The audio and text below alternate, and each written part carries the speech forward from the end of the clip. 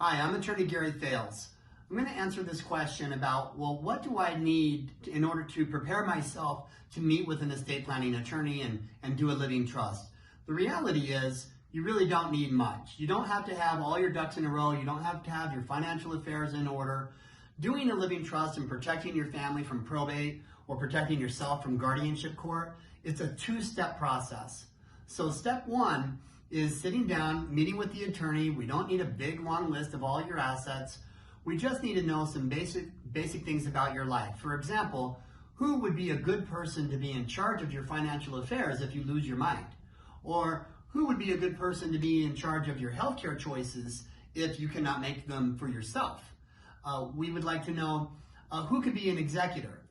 Now, many times what happens when I ask people this question, they will say, well, most of the time people have a general idea, but occasionally they'll come up with no answer at all. They're just like, I have nobody, I don't know of a single person who could manage my financial affairs.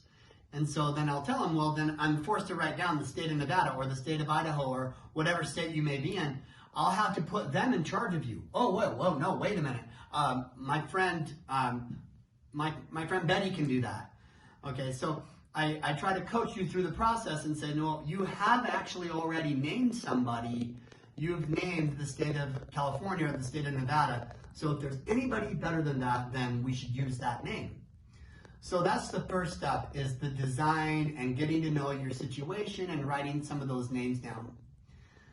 Then that's the first step. The end of the first step is where you actually sign the documents, where we create the bucket, the living trust.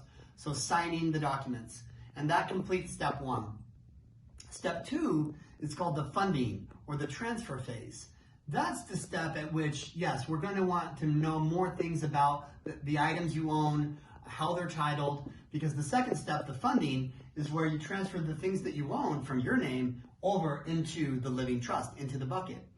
And we can help you do that, of course. And so gathering that information together, you have several weeks in order to do that. And even then, it's still a process. It doesn't have to be gathered all at once. You can start with the big things. So for example, if you own a home, start with the home. Get it over to the trust. Great.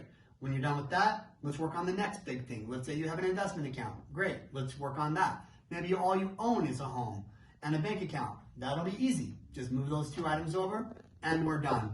It's not a complicated process, and it really is a process that's going to need to be done sooner or later. The trick with the living trust is if you move these items over to the living trust now, it's a lot easier than having your loved ones try to do it at your death, because it's going to need to be moved sooner or later. Let's just get it buttoned up now so that we don't have to go through the expense and hassle of probate.